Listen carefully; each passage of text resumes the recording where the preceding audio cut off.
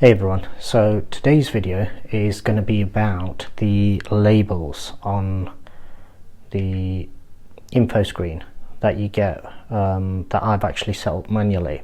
So I was asked by somebody else who's also got an LG C9 OLED, and basically the gist of the question was how I've actually gone about getting it set up so then I can actually have it identify correctly with regards to switching between the different devices. So when I switch to the PlayStation 4 Pro, it brings up the little logo, and just down here on the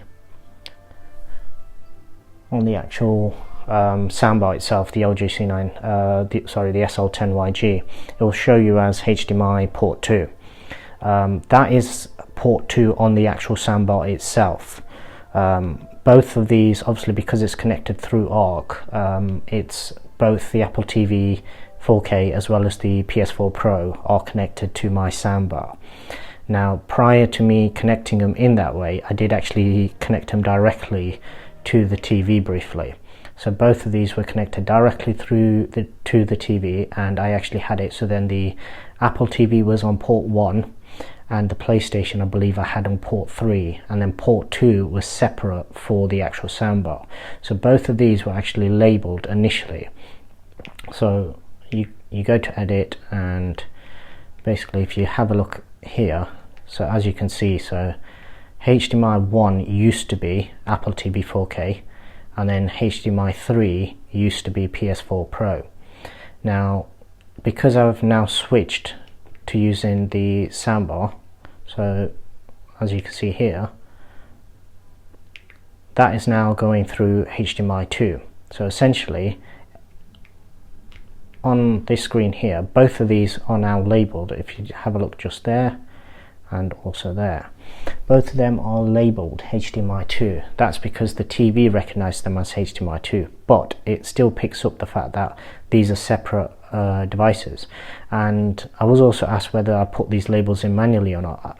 Just coming down to that screen, the edit screen, it looks like even though I did label them, so obviously these were the PS4 Pro is usually how I have that label, and then Apple TV I normally have 4K at the end of it. So it looks like these particular labels possibly would have been done automatically by the TV itself. But essentially what it comes down to is if I click on this, and when I switch to the Apple TV, on the soundbar down there, it's going to come up as HDMI 1.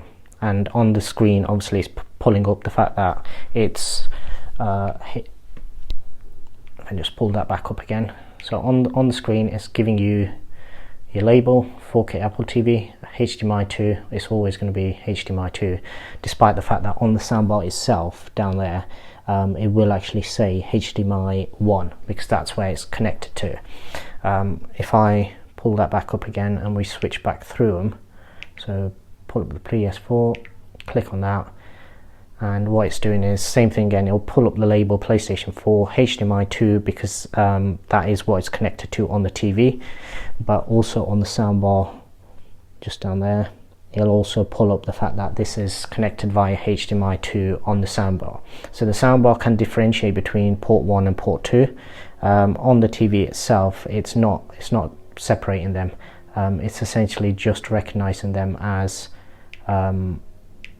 separate devices, so it obviously knows enough to recognize that these are both separate devices, but it does put them both under HDMI 2. This is probably related to one of the issues that I have where when I turn the Apple TV on, it just remembers whatever the last device was and it'll turn the PlayStation on as well.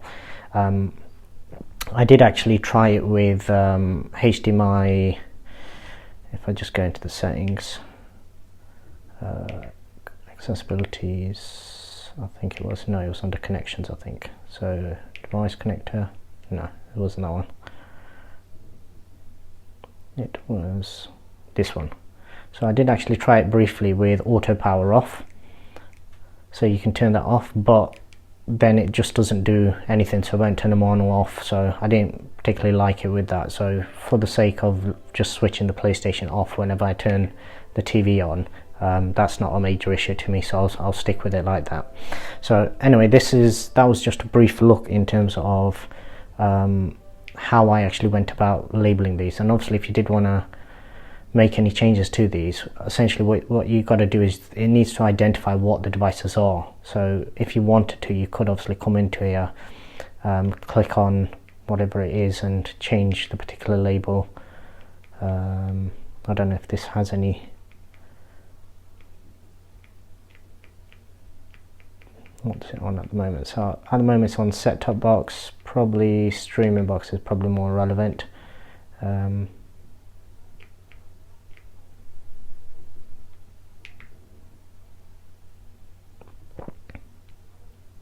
But essentially that's how I did it. I had to actually connect both of these, get them to recognize it on the TV initially, and then I went through the soundbar. That's basically why it does what it does for me when I'm switching between the various devices.